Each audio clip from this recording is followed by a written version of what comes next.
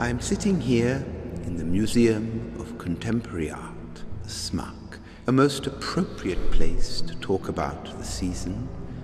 as it is above all through the medium of visual art that so many composers have been inspired over the last centuries to write their finest music.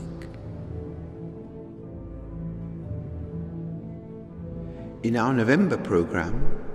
the first piece will be the symphonic poem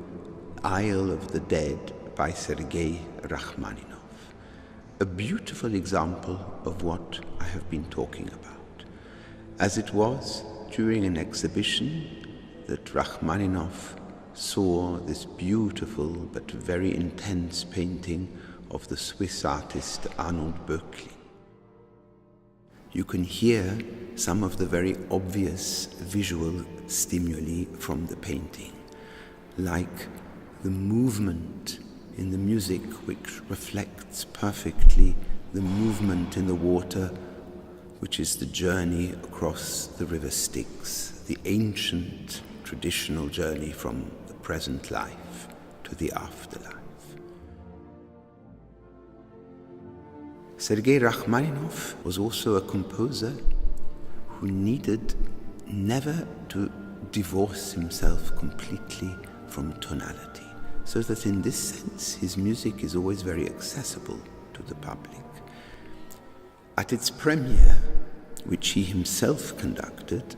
as well as the premiere of the second piano concerto, the success was immediate with both public and critics.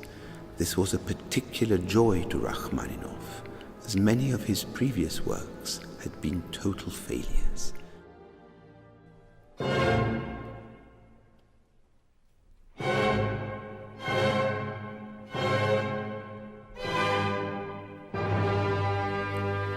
For the second half of our program, we will be performing our suite from the ballet by Ludwig van Beethoven, The Creatures of Prometheus. This is based on the Greek myth of Prometheus,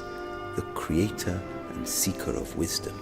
who goes to the gods in search of all the possible wisdoms that can benefit the human being.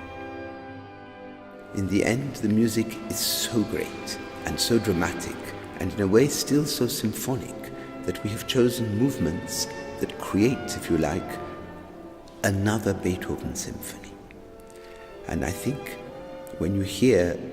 some of the movements, you will understand that in whatever medium, Beethoven remains the supreme genius. Beethoven thought, for a piece like this, with these visual stimuli, that perhaps the colors of the orchestra should be slightly more daring, and so in one of the very, very, very few works where he has written for this instrument, he introduces the harp and a great solo for the bassoton type of clarinet, which very rarely he used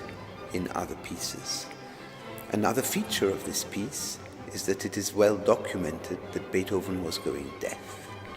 And this had the effect of crystallizing his imagination, because his idea of how sound actually was heard began to lessen as he could never hear in reality what he was writing.